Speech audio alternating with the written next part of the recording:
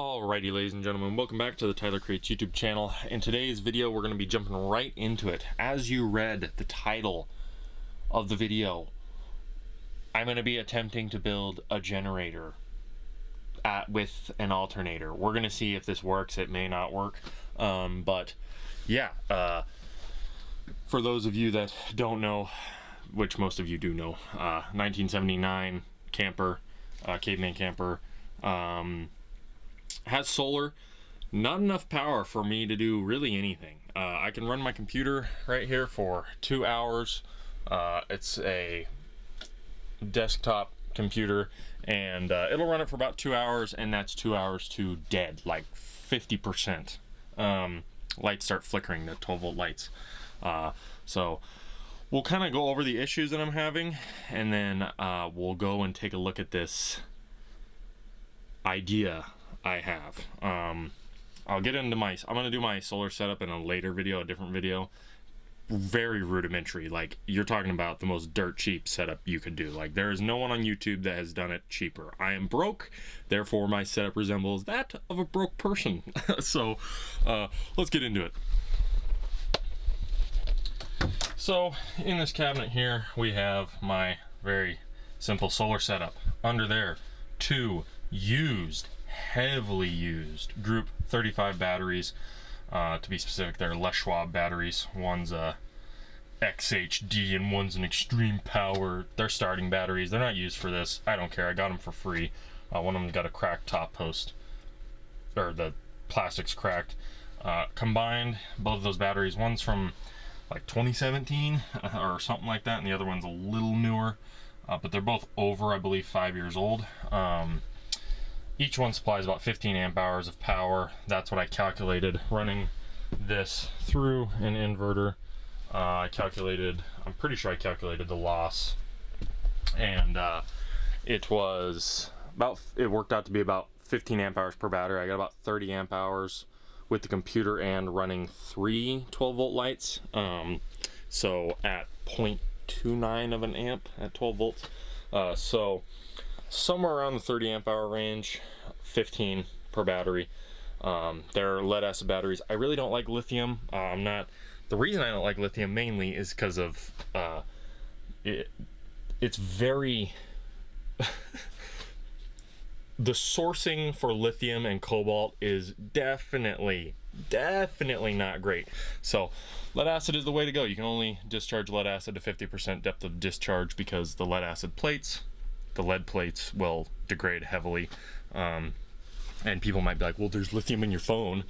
I'm trying to be on the lesser end of giving these companies my money, and obviously lithium batteries are like $300 or more a piece. So for now this will do fine. I would like to upgrade to 2 deep cycle batteries, but even if I did that, my solar panel is a eco-worthy 100-watt solar panel, and it is producing basically nothing on these cloudy days. As you can see right now, well, I'll show you guys. Right now, you can see where's the sun? Right there's the sun. The panel right now is currently secured flat. I did have it tilted up, but I put it down because I have drove the truck in the camper. I'll be changing that up at some point and making it an easier way for me to climb up there and tilt the panels, because when you tilt the panels it increases the efficiency a lot. Again, solar's really not that great. It's like 20% conversion. So I'll show you guys what I'm getting real quick out of the one solar panel. So that one solar panel comes through those 2 wires. This is all stuff off eBay. It goes into this $8 charge controller that are notorious for sucking. They're $8 for a reason. Right now we're at float voltage. Come on. 0.76 of an amp coming into the batteries from the solar panel. So we'll just go back here real quick to the hoard of stuff. There's the 2-stroke coil, went bad on it. It no longer is running. That is a wood chipper thingy that is really for leaves. Doesn't do great with wood. I've put goat poop in there. Sounds really weird. Works really good for making like a really fine composted goat like manure compost. So I got that. There's the Murray. I got that. This Craftsman table saw, which someday down the road will be getting table sawed, and a rototiller, which I took apart to fix.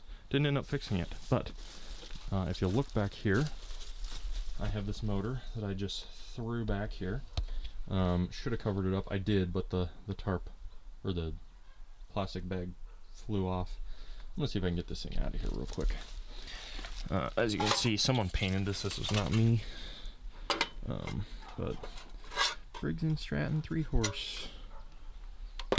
This deck goes to the garden tractor, the Craftsman, which needs all new tires, and I put one of the rings in backwards, so I have to take one of the pistons back out. Not a super difficult deal, but it will take some time.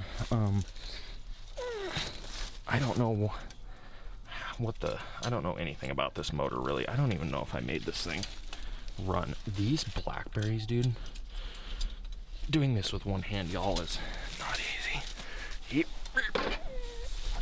Listen here, buddy.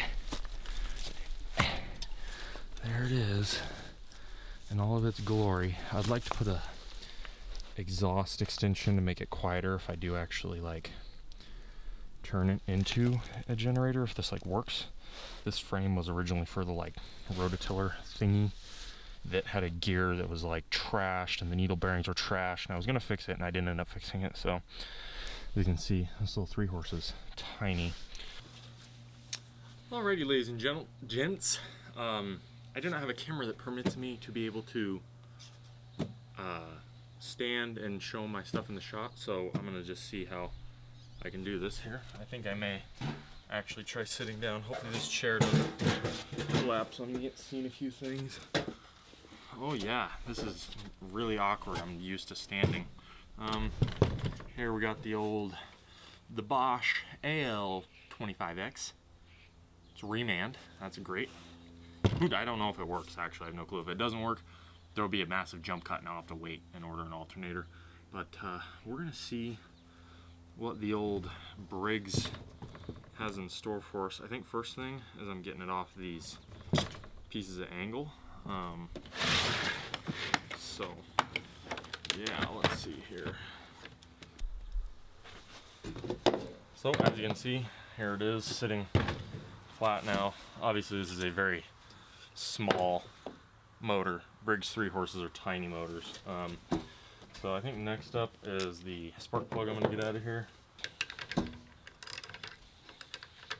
If my filming is a little whack, it's because I'm getting used to this. I'm still trying to figure out how to make my videos not quite like how to, but at the same time vlog style. There's going to be some serious changes coming to the channel. I want to start maybe doing some Christian podcast stuff. If you're not into Christianity, that's perfectly okay. You don't have to watch those videos, but I'd like to release them alongside other videos, maybe. Not quite sure yet. We're gonna see. Alrighty, everyone, we're back with some heating, some light sanding. I was able to get this off. There's a burr right here on the edge that was preventing it from coming all the way off. I also had to use some PB Blaster on it, but this is a Central Die Casting, Chicago, USA, 250A-2.5A. Something that I noticed I'm a little worried about is, you can see it here.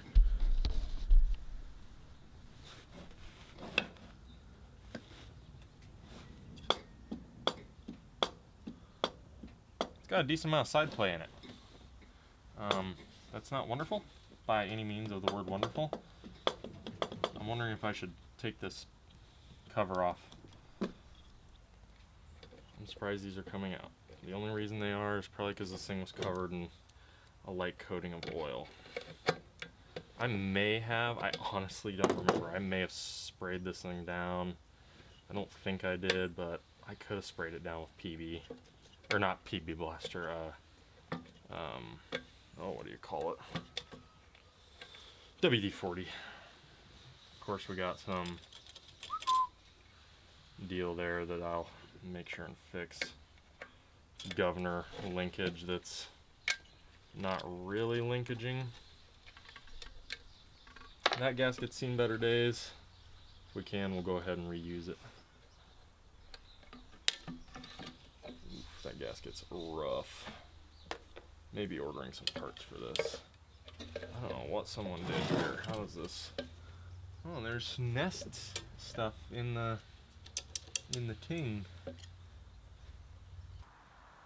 Can y'all see that? Not really. Oh, I probably shouldn't get my phone near the magnet. Can I just hoist it up here to you guys?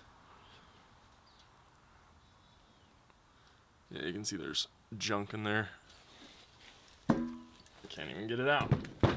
Okay, now that I took that off, there's a little valve.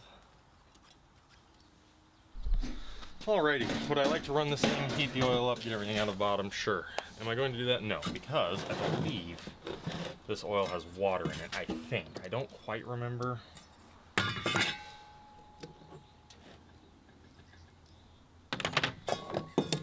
Just in case it starts. Oh, did I drain the oil out of this? I may have drained the oil out of this. Oh no. You see that? You guys see that? Yeah. That's why you don't run these.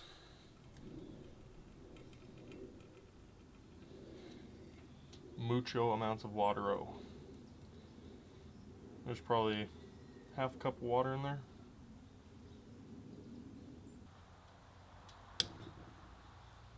Okay, that was not that much force. Barely put any on it. If it snapped off, that'll be like, it didn't snap off. No. Good to go. Wow, these are covered in oil. Sweet.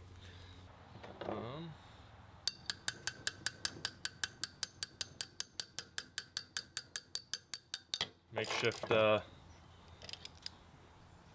impact when you don't want to stinking grease it and absolutely just round it right off there. Just leave it in the case.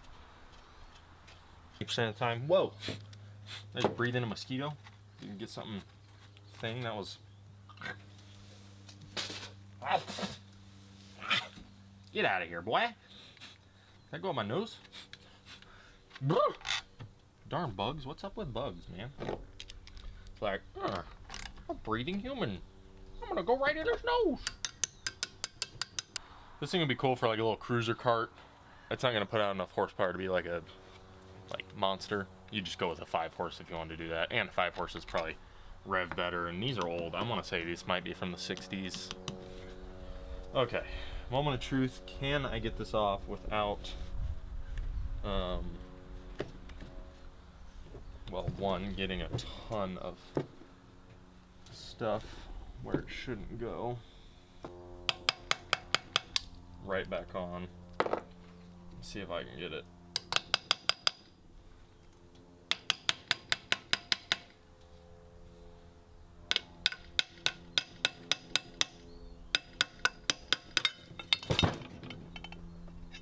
Oh, I ripped the gasket. No! No! Shad! I guess I can RTV it. I really needed to. That was not how you want to take that off. Inside of an engine, there's some rust in here. Don't tip it, whatever you do. Oh yeah, that is disgusting. I'd like to save on this gasket.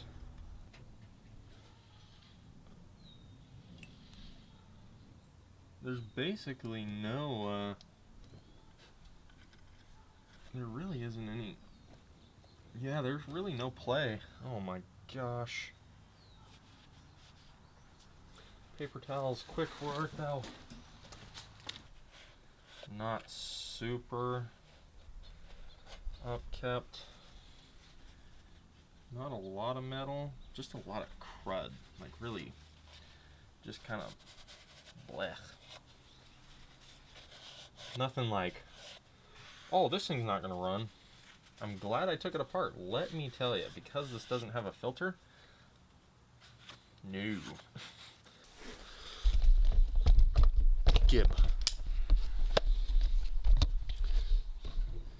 Perfect example of a super simple engine, the way they should all be. Crankshaft, connecting rod, pistons up there, cam gear and cam shaft down in there. You can't see them. Down under there, camshaft lobe. Right here is your valve cover. This is an L head. An L head refers to the valves sit next to said piston. Overhead cam, or overhead valves. The valves are up here. These are great. Stood the test of time. The reason that moves around is because the case has a built-in thing in it. There's no scoring inside the anything really, but okay. Well, the stinking not super happy about ripping it. I mean, I could make it out of RTV. All in all, it's pretty good. Obviously, there's some rust, but that will come off. It's timed correctly. You can see there, dash, dot. That's awesome. It's kind of cool to look at this little thing. That's it. Super duper de-duper simple. You got exhaust closest to us, intake on the other side. So I'm gonna go ahead and clean this thing out, slap it back together, put a thin bead of RTV on there, let it set up a little bit so it doesn't immediately squish out, but I don't want it to be like super duper set up, but we'll see. If the RTV doesn't end up working and it leaks oil, I don't know what I'll do. I'll tackle from there, but I've been filming a lot on here, so I'm gonna get this thing reassembled and I will get back to y'all. Alright everybody, figured I'd show y'all. I went through everywhere in here and used a squirter and oiled everything that I could oil. You can see it dripping down right there. I'm gonna take this red RTV, it's all that I got, and just do a real light beat around the outside and then put it on and make it. I'm just gonna run the bolts down by hand. What you don't want is the RTV to squeeze out. You want it to set up, firm up, and then you can tighten it down. The difference is with these gaskets you can like torque on the gasket. I might not be able to do that with this. We'll see. I don't know.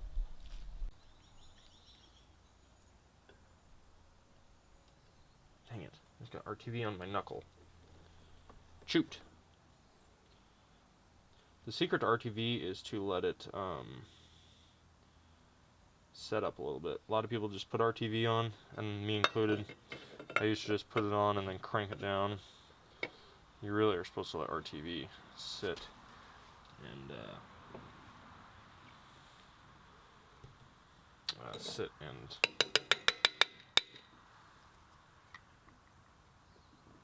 I don't know what the issue is. Are we good on the... Everything looks good. There we go.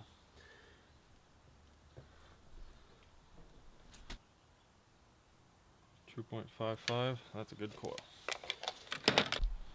Alright, got the plug gap set to 30. Go ahead and put this back on. Honestly, I just want to see if this thing will fire off. That could be wishful thinking right now, but I prefer wishful thinking over lameness. Alrighty everyone, I had to end up moving inside because it's raining, so I got the cover back on. So far I've got one bolt on. I'm searching for some other bolts. I had to make up a linkage here. Now that we got some fluid in this,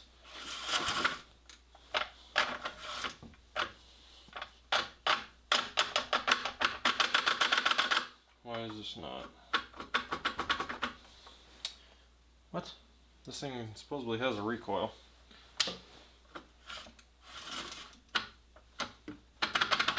Are you kidding me? I have to take this back off. Ah, boo, boo! Ooh, that sound, come on, you like that sound.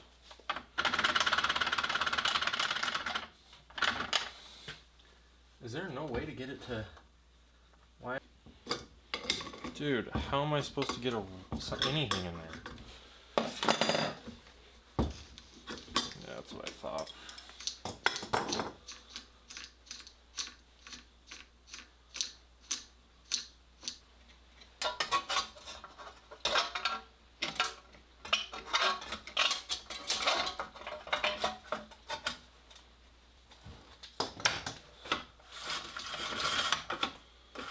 Okay.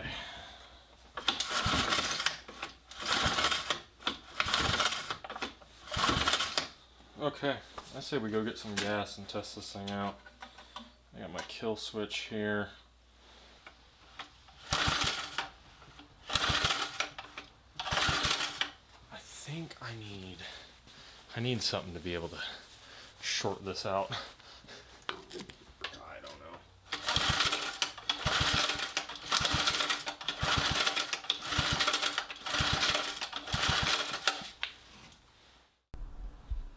Alrighty everybody, upon taking the gas tank off and putting it back on, it's puffing something. It feels different, and there's 2 puffs of like micro white smoke that were coming out, so I don't know.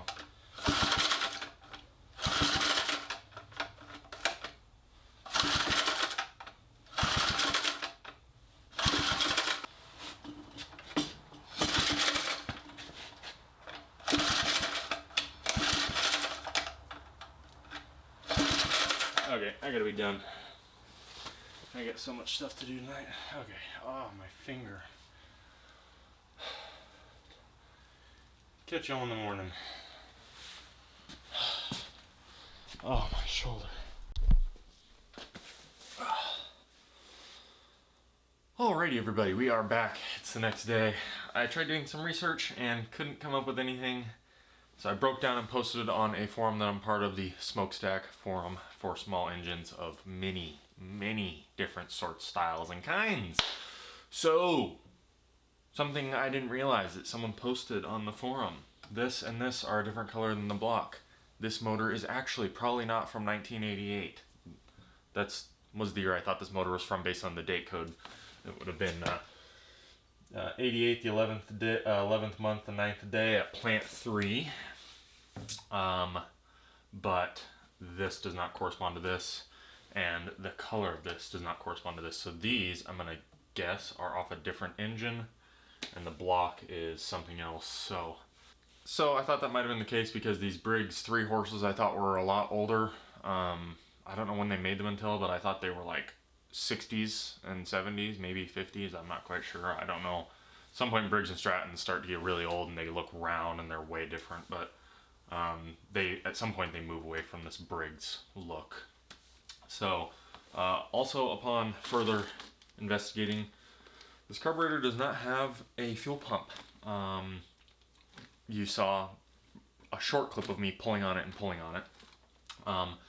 Someone in the forum said that these might have a check ball in the pickup tube that can get stuck.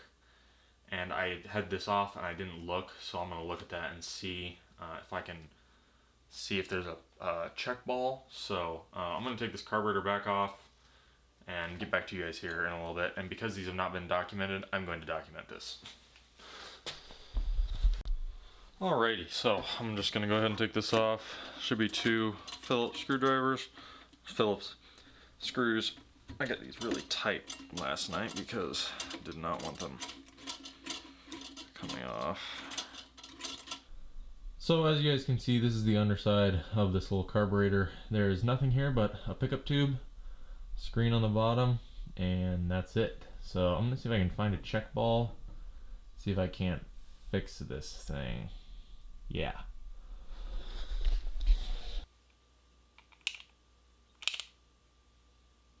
Oh, there's like a micro check ball.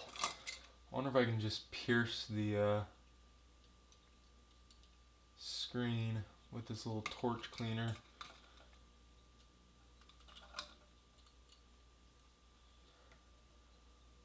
It's not ideal. Dude, how? There we go. I got it. Okay. Let me bring you guys down in here. Be able to see. Oh, it's got a hole in the exhaust. Right in the center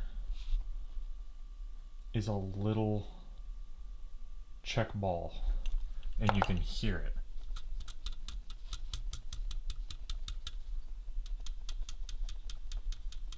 Originally it didn't do that. Okay.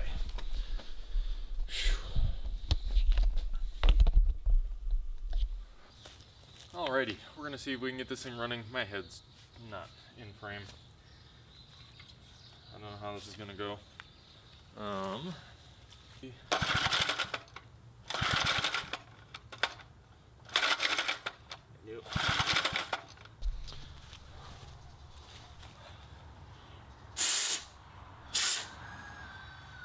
Alrighty, y'all. I have no idea why this thing's backfiring. I just checked with my depth stack borescope camera, and the valves are going up and down just fine. So I don't know.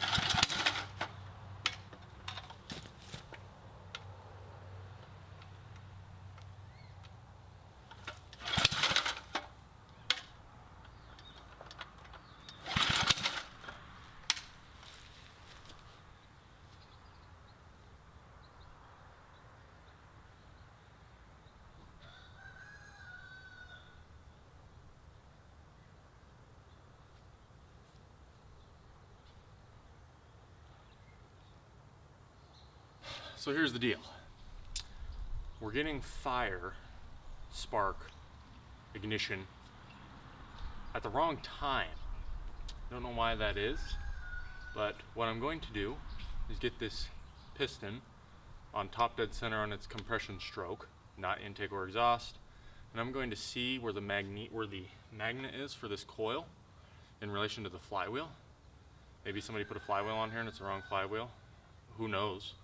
And that will tell me when it's sparking and if it's sparking at the correct time. So I'm going to do that. That just involves me taking the plug off, rotating over. I do have my borescope. Another way you can do it actually is to just put your thumb over it and rotate it around until you feel compression, and then you get to the top of your compression stroke.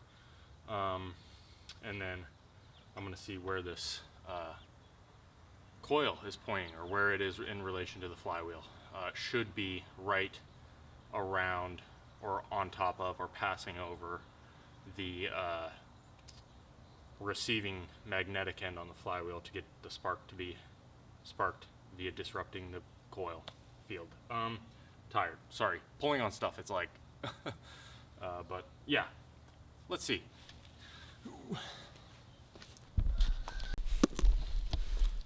Alrighty everyone, so we have dived into the belly of the little 3-horse here.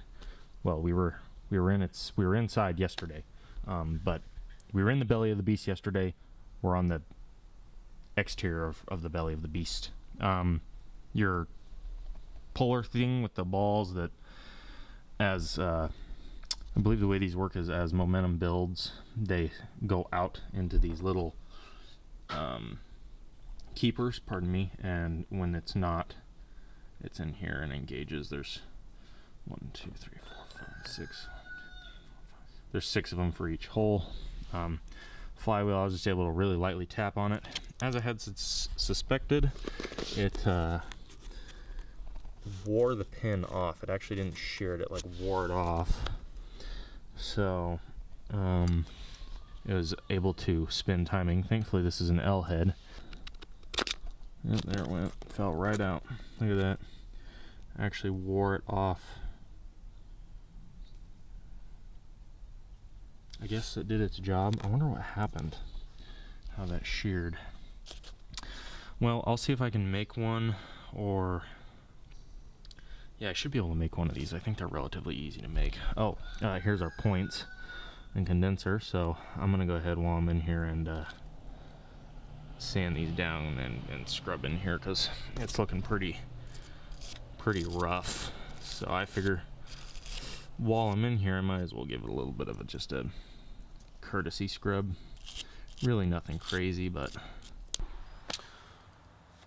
alrighty, y'all. So I got it on. I ended up making the woodruff key fit more loose. I shortened it and shrunk its height one way, and it fits good. What I was talking about is the spacing from the front of the coil here, rotated around, was not staying the same. It was going like in and out. So hopefully it doesn't shear it off. If it does, I have another woodruff key that I can use. But right now I'm gonna get everything else back on the cover, and then we'll try this thing. So there's the original woodruff key that was not doing woodruff key things and holding the flywheel in place. It's toast. Alrighty, y'all, we're gonna see if this thing will fire up. Got everything back together. I got shocked. It has spark, so hopefully it doesn't run away.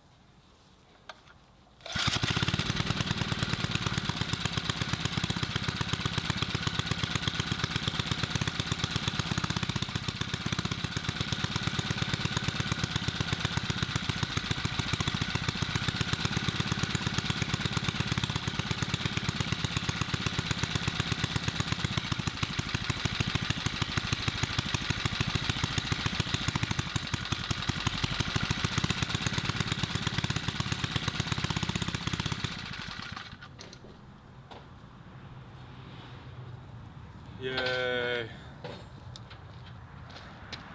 It's fine. Holy smokes, man. Okay.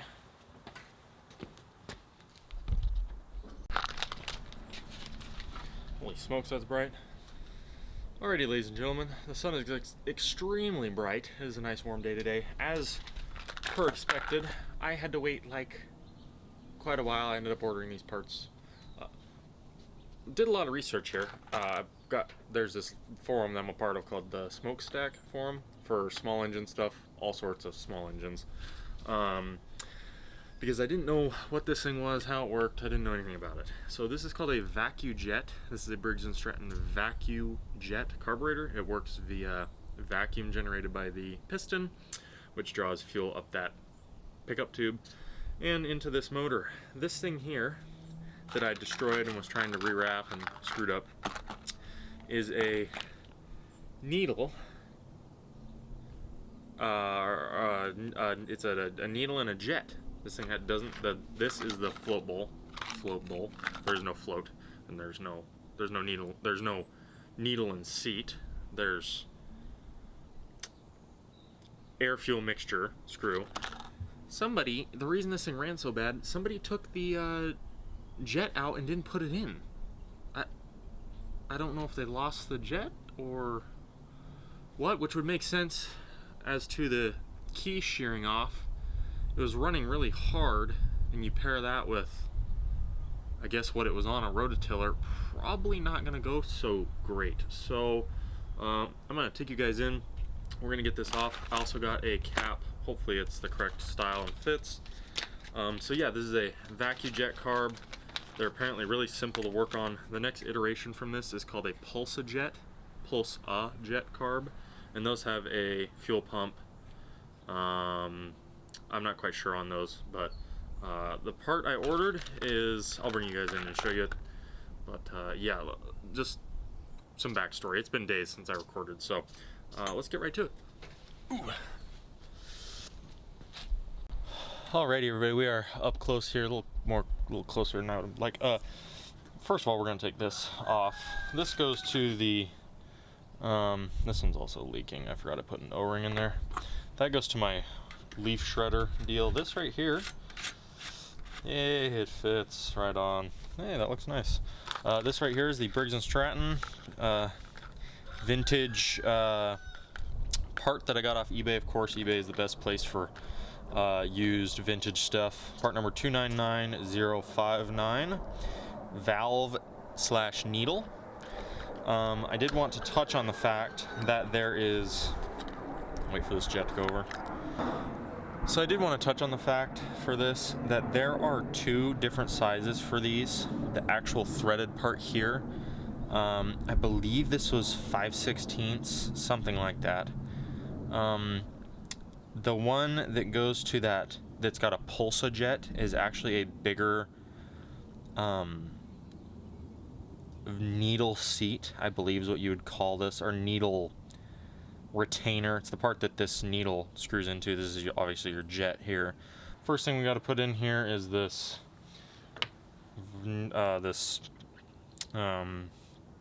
jet to make this thing not run super duper rich. I'm gonna assume it goes in until it goes past. Probably. Oh. Hold on a second, I need to actually get a smaller screwdriver. So I had to stretch it accordingly and all that wonderful stuff. But I'm also gonna redo this so it's not a wire, just a wire. This should work a lot better.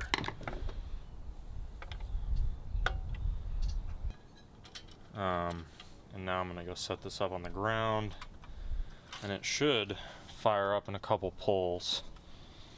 Hopefully. Let's get you guys set up and see if this thing will actually like run now. Okay.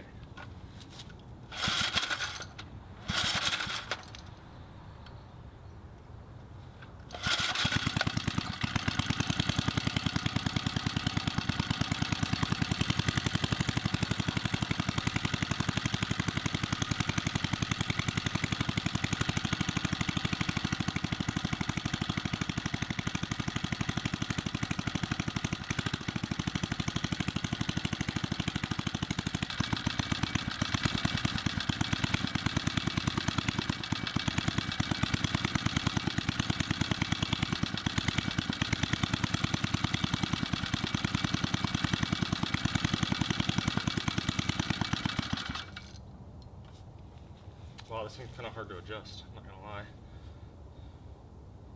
I don't know if my spring's doing much.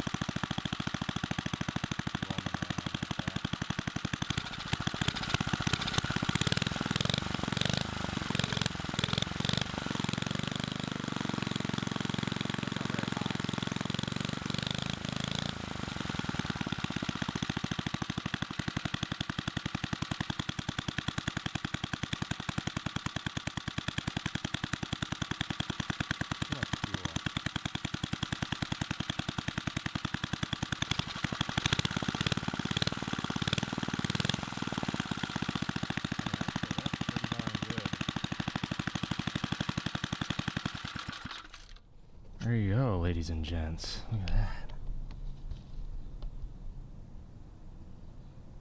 This exhaust does have a hole in the bottom of it, and there is gas leaking out of my brand new gas cap. Isn't that sick? Of course. What? The paper gasket doesn't seal it? Oh no. A worm. He's like, what the heck's going on, man? My house is shaking. Okay, wow, wowie zowie. That's pretty cool. Alrighty, fresh. Oh yeah, you can definitely see the black soot that's been pouring out of the bottom. That's gonna have to get fixed. I'm not quite sure what I'm doing with the exhaust. I'd like to maybe route it around and have it pointing that way, but then it kind of heats the head up. Not quite sure. I gotta take this off and make sure this head's not getting too hot. It's warm to the touch, that's for sure. Alrighty, well, engine is fixed. Sweet. Alrighty, everybody, after serious struggle cutting, breaking, I'd recommend getting like a hand version, something that you can use these by hand. These are I don't know what these are called, my brain's not working, but I broke this one off and I was actually able to grab it like that and stick it in here and go back and forth. It's a retracting cut. My brain's scattered right now. When you pull back it cuts, when you go forward it doesn't. They have kinds that cut both ways, but I beat this thing. These threads up front are pretty messed up.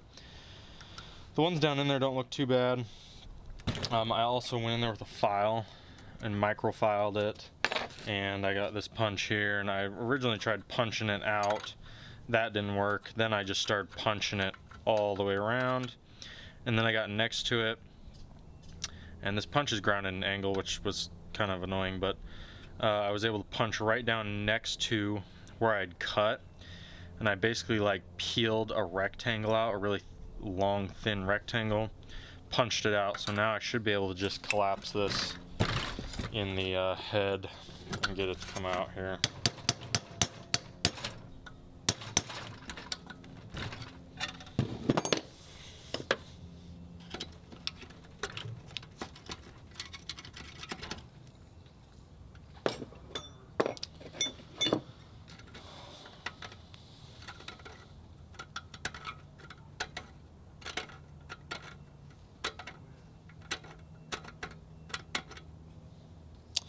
Yeah, that was definitely not coming out. You can see all the rust. So you can see there where I punched through it. And I actually didn't get the head too bad, surprisingly enough. Alrighty, ladies and gentlemen, back from the hardware store. I got some black pipe, 1/2 inch, welded it in. The adapters were going to be too much, so yes, these are my welds. Pretty okay. So that will go in here. If it's too heavy, we'll put a support bracket down. Another thing is this alternator is going to have to go this way because of the way it rotates. If it were this way, it won't rotate the right way. So I'm going to reassemble this and get everything back together. You guys don't really need to see that. And then we will continue from there.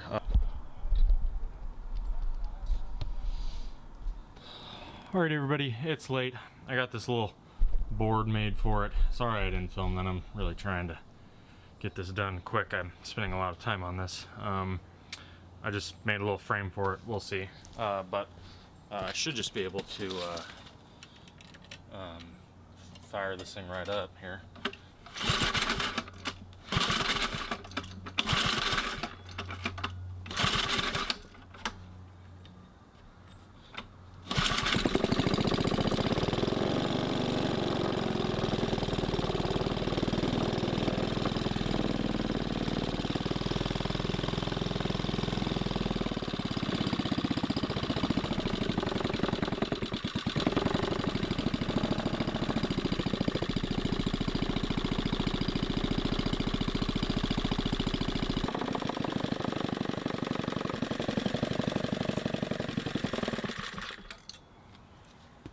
That's pretty good.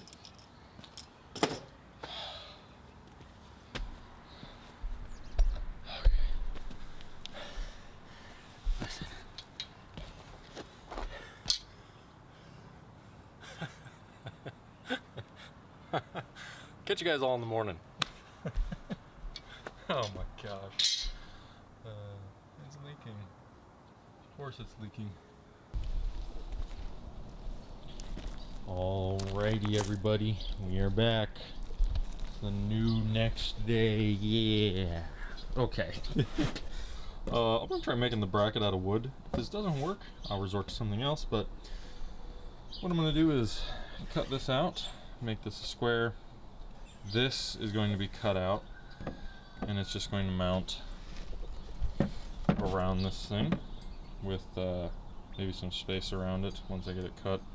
And it's going to mount on the face here. Actually, you know what? I might be able to mount it on the back now that I'm looking at it. Oh, this one I can't do that on the back, so it's going to be on the front. We're going to see if this works. If it doesn't, it doesn't work, and well, we'll go from there. I don't even know if that alternator works, honestly, so yeah, I'm going to cut this out. Well, first I'm going to cut the first. I got to drill a hole, cut this out, and then cut this off, and if it does work, I'll make brackets that hold it out of wood.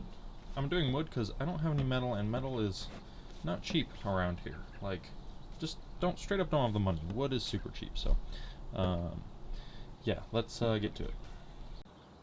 Sure, buddy. Okay.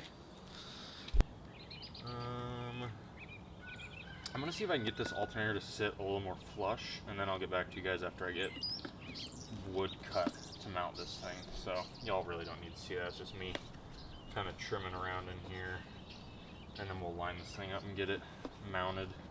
I think this will actually work though pretty good. I wouldn't go any thinner than this. This is probably 1/2 inch, 7/16 plywood. So okay, sweet.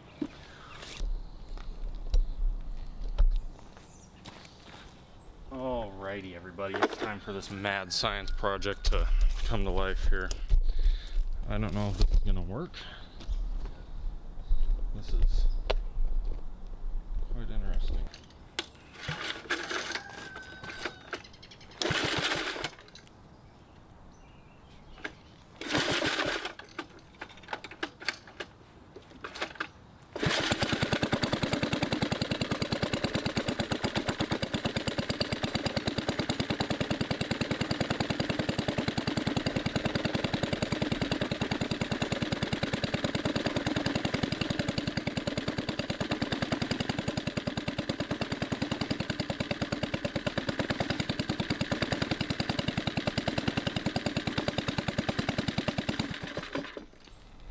Okay, so this obviously needs support over here. Wait, you guys, there's a bald eagle. Holy smokes. Yo, look at that bald eagle. That's a for real bald eagle right there. It's got white butt, white head. Oh, wow. Freedom, buddy. Look at that freedom flying around. Okay. Oh, well, that's not freedom. That's a crow. Okay, gotta keep an eye on the chickens. Anyhow, this, I don't know if this is freedom. Alrighty, Ray, let's see if that made it better. I just instead took a 2x4 sideways and screwed it in. It seems a lot more sturdy, so.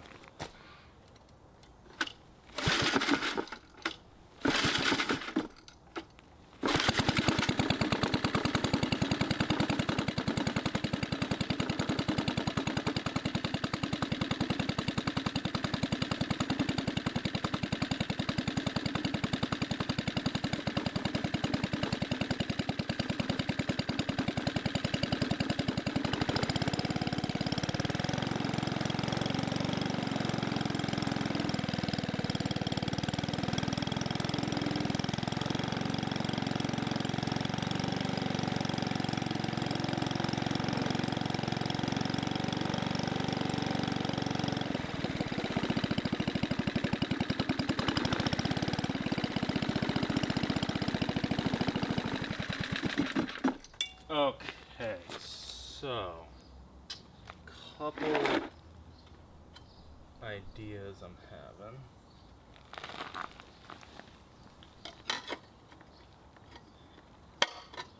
First of all,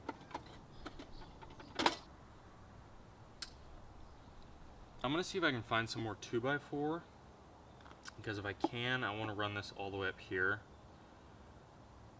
And then I think I'm just gonna do that opposite and put this over here and maybe make a cutout for this bolt. Or I just make this one short, or I make it full size and just make a cutout for the bolt. Going back, you know what I would have done actually? I would have made this bigger, and I would have built a frame around this piece. Then it would have been absolutely, I could have probably built it with this around it. This stuff splits though really easy. But okay, I'm gonna brainstorm, get this thing recut, readjusted. It's just a whole bunch of me cutting and a whole bunch of gobbledygook. I would like to run a support for this exhaust because there's a lot of weight hanging off the head right here and I don't like that. So I'm just gonna figure out what I'm doing. Obviously you guys can barely see because of the sunshine, sorry for that. But yeah, I will get back to y'all in a little bit when I come up with something. Alrighty y'all, let's see how much better that is. Got this screwed on, got this screwed on.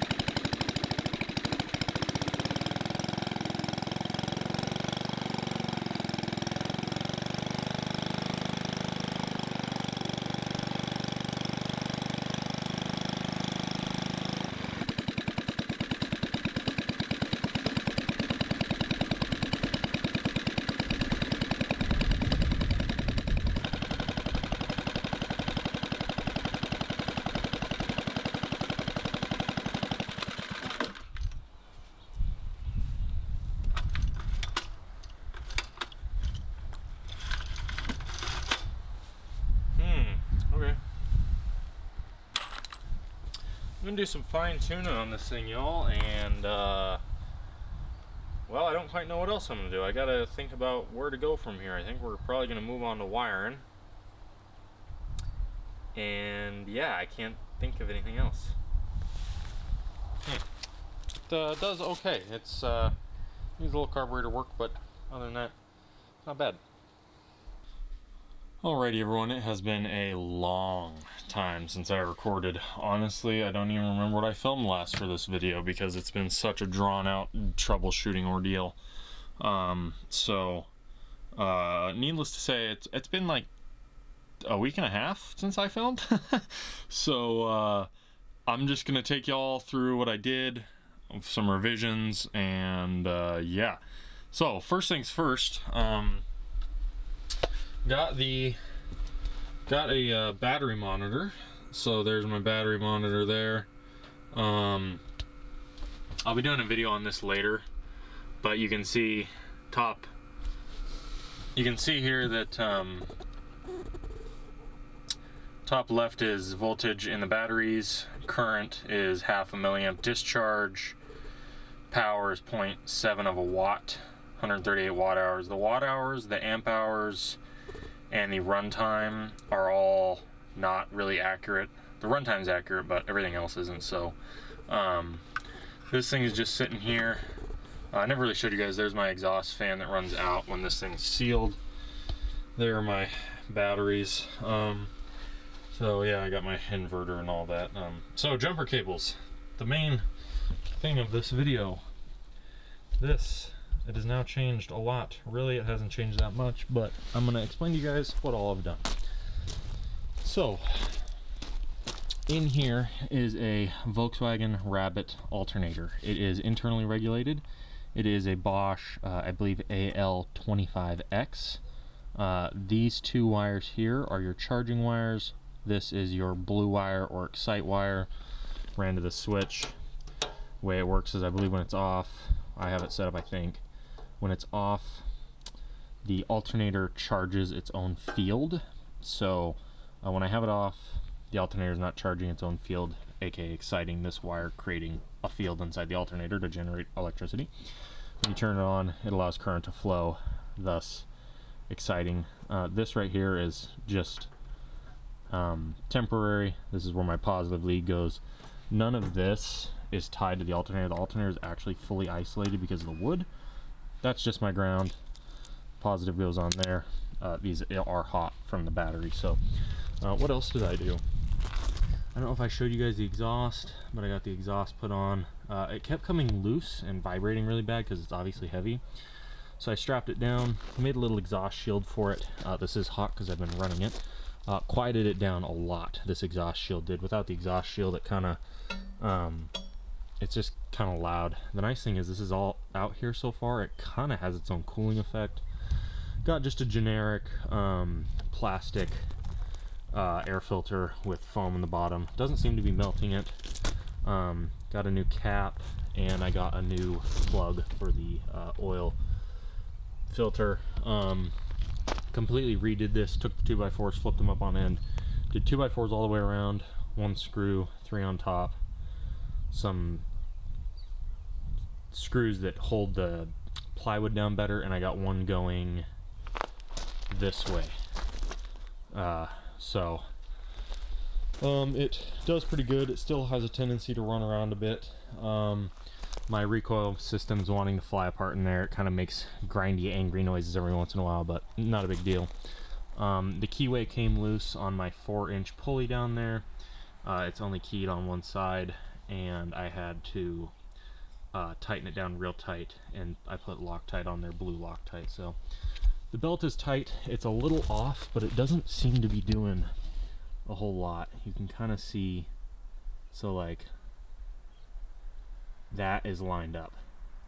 So you can see how it's not quite lined up, but so far this is it. I just put the shielding on here. This is just some shelf pieces. You have a 2x4 here, 2x4 here with a piece of plywood right here. This is, remember ladies and gents, on the cheap. So if I was gonna do this, well, first of all, I'd make this out of metal. I said that before already. It's been a long time since I filmed. My goal was to be able to use these jumper cables to be able to charge this, because that's what I want to be able to do, is like set this out here, run cabling inside, and charge. So I'm going to explain some issues I've had and how I've overcome them. So this has been one of the harder endeavors that I've actually ever done, because it's required an immense amount of creativity. With the camper, it required a decent amount of creativity, but the bones were there. With the truck, obviously, it's set in literally cast iron. There's no changing stuff. With this alternator generator DIY thing, it has required 100% of my brain power to be able to come up with this and overcome problems. Obviously, the wood. If I could change, I would take that plywood and make it 1-inch plywood. I would not do, I don't even know what that plywood is, honestly. Probably 1/2-inch plywood that's old and junky. So, I tried the alternator on multiple batteries, and it wasn't working. It was putting out like 1 amp, 2 amps, and I was like, why is it doing that? And I was trying to figure out online what people were like saying, like what they were trying to, or I was trying to figure out why it was only putting out an amp, and everyone talks about voltage. My alternator is not putting out enough voltage. But I want to know amperage, because this is obviously a very specific project. Well, the reason this alternator, this Volkswagen alternator, I should say Bosch alternator in a Volkswagen, it's like 70s Volkswagen Rabbit, it's internally regulated, and the internal regulator senses battery voltage. And when the batteries are nearing full or are full, the alternator does not need to supply the max amount of amps that it can deliver. So I thought that alternators, for some reason, my brain, I didn't know, I thought that alternators supplied 65 amps all the time, and they only supply that if it was, that's their capable, they're able to supply 65. They're not going to all the time. The alternator's output is based on the battery's state of charge. So if a battery is actually dead, if a battery's all the way dead or has an internal short, I had a lawnmower battery, it wouldn't charge it. I didn't know what was going on. It would not charge it. And the way this whole thing started was, we had a battery out of my dad's truck that was, me and my dad were testing. We tried making our own shunt, and it didn't work real well. I mean, it actually kind of worked. It did actually kind of work, now that I think about it. It worked okay. But I gave in and bought like a normal battery monitor shunt. It does work both ways. So it was a $17, $18 one on eBay. When we first did it, it bogged the motor down and killed it, and I was like, okay, the alternator actually turned on this time. Because an alternator takes horsepower to run. To generate electricity, it takes horsepower, combustion. That's why there's no such thing as free energy devices. When you see the electric motor powering the alternator, no, it doesn't work. So I was like, okay, it bogged down, sweet. And I couldn't read the amperage. That was the whole issue. I couldn't read the amps because I needed a am meter or clamp meter that was able to, they're like $150. And I was like, I am not spending $150 on a clamp meter to measure DC amperage. So instead, I got this shunt, and that's how I'm able to read this DC amperage. And I was wondering, as we were messing around, the motor wasn't bogging down as much. I was like, what's going on? Me and my dad were trying to figure it out. We tested multiple batteries, and it wasn't doing anything. And I said, okay. So finally, I was done messing around. We had tested like 3 or 4 batteries at that point, and they were all 12.5 and above voltage. They were basically fully charged in storage inside. One of them was outside, but it was still fully charged. So I said, okay, I'm going to do what I would actually be doing, and that's draining my RV or my camper batteries down, both of them, draining them down to 11 volts. Sorry, not 11. 11.9, 12 volts, which is 50% state of charge or depth of discharge. You only want to take lead acids down to 50% because after that you shorten the longevity, the recycle life of the battery. It can't, instead of having 1,000 recharges, it has now like 500. That's exaggerating, but when you take it below that percentage, it scales up the plates and does all kinds of stuff. So when I hooked it up to those today and had that thing running, it drew the motor down a ton and was putting out 22 amps of power at 14 volts. So it was putting out over 200 watts. And now as I've been running it, and I'm going to fire it up and show you guys, as I've been running it, it has drawn down and is now running at 13 amps at, I think, 13-ish, 14 volts. So as the batteries fill up, the alternator is not needing to deliver as much energy, resulting in less amperage shown and less load on the motor. So I'm gonna get this thing fired up and show you all what I've discovered and how it's worked. Okay, so we're gonna come in here. I have my jumpers set up. The monitor is currently reading 0.5 of a milliamp. Let's see if you guys can see it here. Hold on. The monitor is currently reading. This monitor is extremely hard to set up.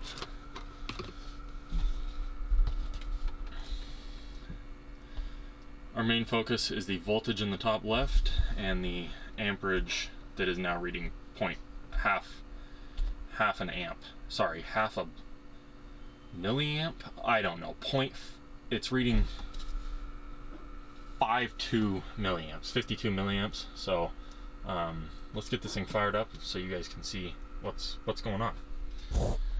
I do have the solar disconnected here just to give it a test because the solar today is drawing in, well, early this morning it was drawing in 1.4 amps off my 100 watt panel. Now, because it's a mostly sunny day, it'd probably be drawing upwards of 2.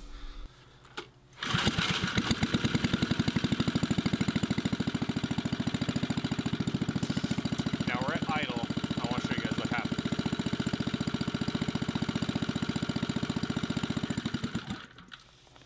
Kills it. It's requiring too much juice to run. So what we have to do is this.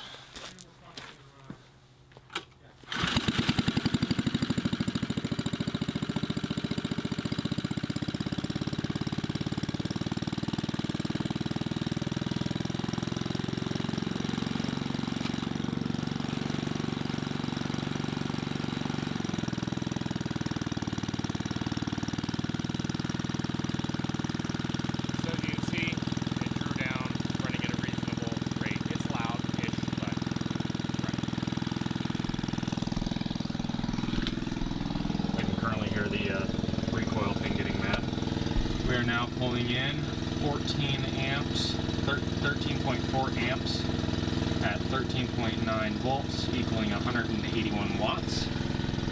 charging our batteries off of my homemade alternator.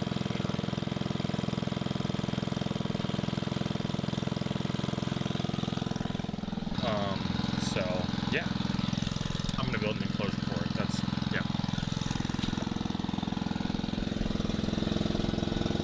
So you can see, there we go. So you can see we've already dropped in amps, which is requiring less load on the motor. I can already tell the motor's maybe increased, you know, 50, 100 RPM. And as that amperage number goes down, the batteries are obviously filling up.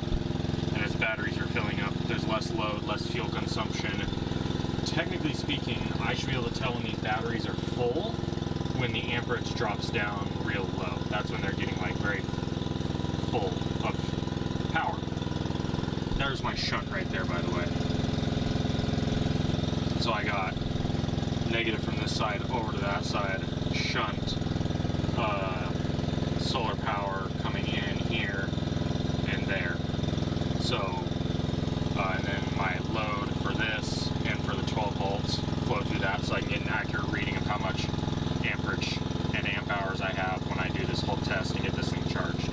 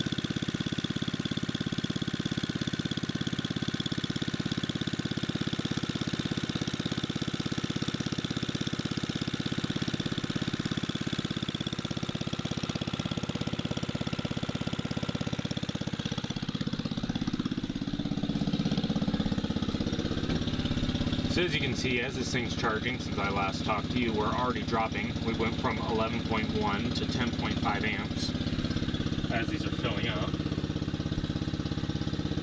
Good sign, good sign.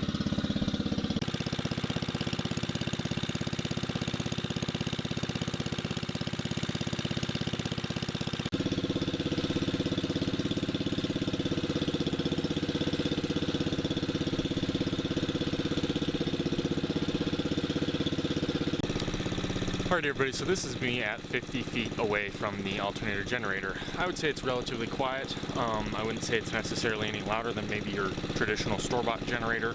It has more of, obviously, a vintage sound, pop, pop, pop, pop, pop, pop, because it's definitely not revving as high, I'll give it that. And I don't know what the fuel consumption is on this. It's not great because it's a single-cylinder motor. I don't know. I don't know what the fuel consumption is of, obviously, you know, with newer generators, they have to make it, you know, meet all kinds of different things. With this, it never had to meet those emissions. It's from the 60s, so it's 200 watts versus the smallest generator you can get on Amazon is like 900, but is that 900 watts charging? Like, could you actually pump 900 watts into your batteries? That's what I would want to know. So maybe you can. I honestly don't know, but I have a feeling it's probably a regulated 12 volt or 13 volt source. I don't know. Honestly, I really have no clue. But yeah, I'm happy with it. We'll see how long it has to run to charge these up. Technically speaking, the batteries hold 30 amp hours before they're at 50% depth of discharge. And right now it's putting out 10 amps, so right now it would take 3 hours to recharge, but it started out at 20 amps, and that was not like super dead. Like, that was at 50%. If I were to draw it down to like 30%, it probably would pump in 40 amps, but it doesn't, the battery doesn't need 40 amps, obviously. So I honestly don't know how long it'll take, because it's I don't even know what you call my brain's not able to think of the word, because it is not linear, because it's not putting out 30 amps all the time. I don't know how long it'll take. It's gonna charge as it sees accordingly, I guess, in conjunction with the battery. So some of you are thinking like, wow, jumper cables, this is super rudimentary. It is super rudimentary. The battery cables were $6, and you know, I've probably invested, not including my time, probably $50 into this whole ordeal. And you can get, you know, you can get a free rototiller anywhere and go get an alternator anywhere. So I'd say you could probably be into this for around $100 if you really like found some Facebook Marketplace finds. So if you had, you know, like me, and you have an old motor and an alternator lying around, shout out to my dad for the alternator, by the way. If you have an old motor and an alternator, you can, you know, put them to good use instead of it rotting away out here. It would have just, that motor would have been seized up and probably been junk had I just left it. So let's get back over there and see what it has dropped down to now. I believe when we just last looked, it was at 10.5, so let's see what it is now.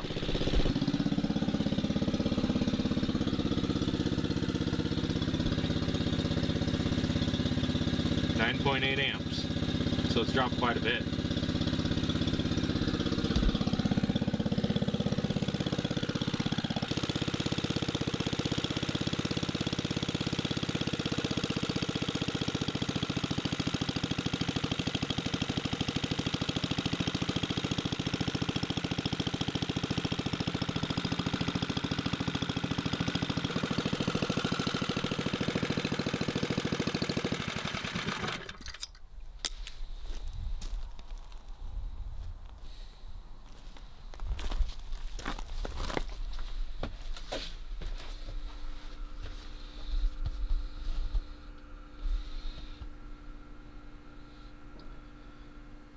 Alrighty, y'all. Personally, cannot believe that it worked.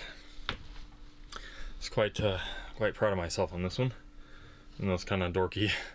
Requires some imagination to come up with this stuff, y'all. I'm like, okay, rototiller motor that's from the 60s that might be stuck. I just, honestly, I do what you're not supposed to do, and I just took that motor and threw it out in the rain, threw a bag over it. The bag blew off, the carburetor was open. I don't know, by the grace of the Lord, it did not get ruined. I'm like not joking, like it was in like torrential rain. So I don't know how it didn't get ruined, but I'm super thankful to the Lord it didn't get ruined. But I'm gonna see if I can think of anything else to record for y'all, because I can't think of anything. Maybe I'll close out the video, I'm not quite sure yet, but yeah. Alrighty, everyone, got the wood coated. I did remember, I got one more thing for y'all that's gonna be a little extra. So we're gonna fix an old axe up. So we'll see, fix it up. You'll see. But if that's all you came for, or if the alternator generator is all you came for, you can, I'll see you later. Thanks for watching. But yeah. Go show you the thing, and then we'll get to the axe.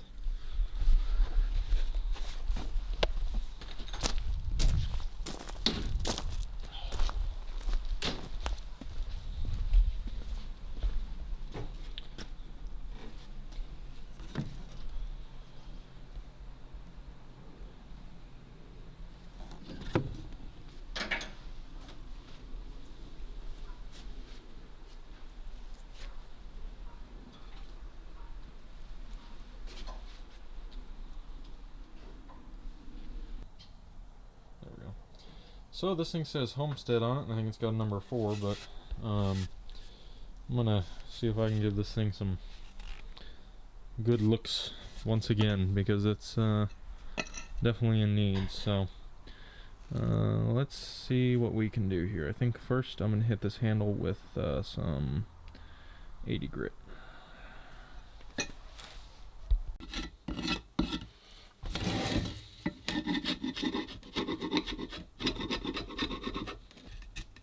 Had a couple war wounds up here. I don't know what wood this is. Some of y'all out there might know right off the bat just by the way it peels and looks. I am not that versed in wood yet to know like what kind of wood this is.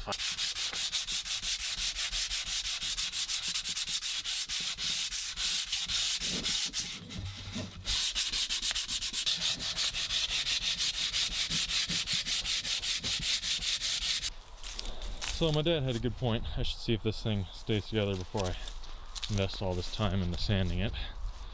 So we'll see if it can get a piece of oak. Let me set you guys up and we'll see how this handles it.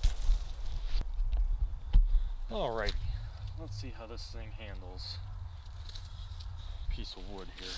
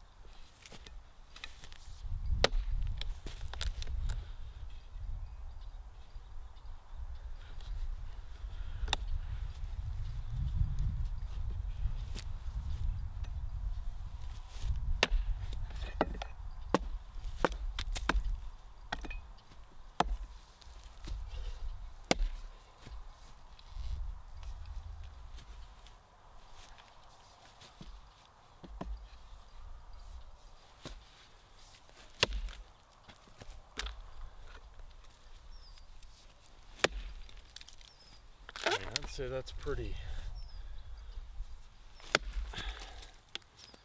I'd say that's pretty good.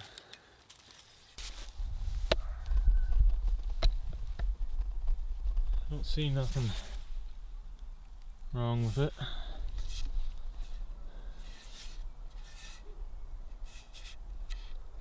Yeah, it looks pretty good. It's weather checked, but once I get some juice back in it, maybe it'll come around. Alrighty everybody, I've been sanding on this thing. Got some metal polish here. On this side it says Homestead, and on the other side it says 3 with a 2, little miniature 2.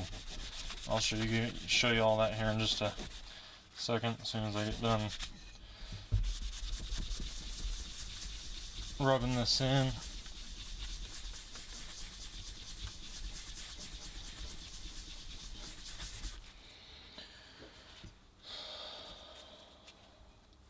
Dang it.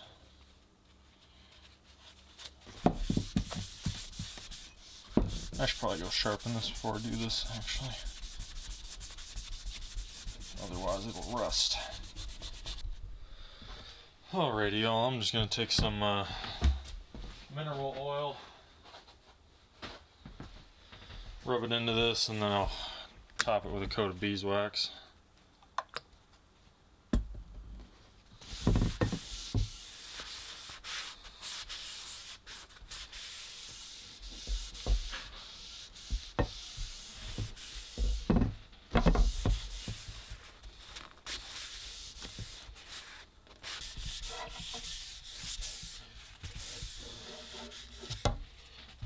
If you really want to do this legitimate, you'd come back through and hit it a whole bunch more times with the sandpaper really get it smoothed out. Don't want it too smooth though, have it slip out of your hands while you're swinging it, that'd be bad.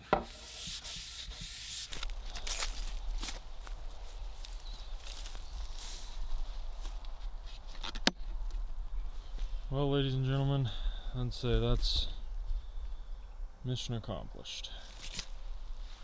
Old homestead axe.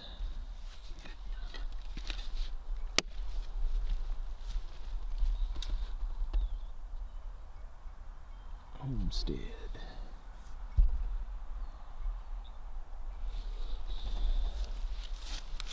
Numbers are right there.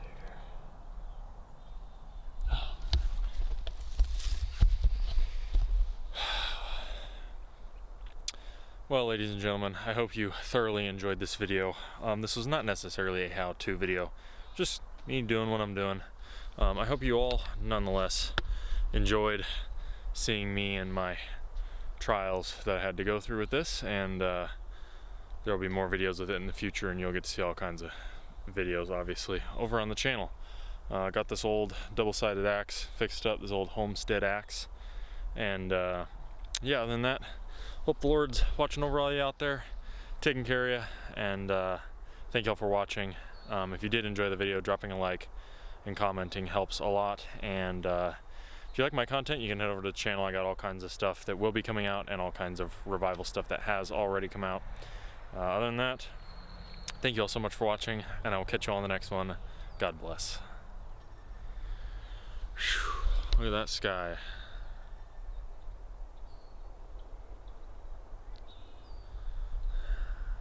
Pretty epic.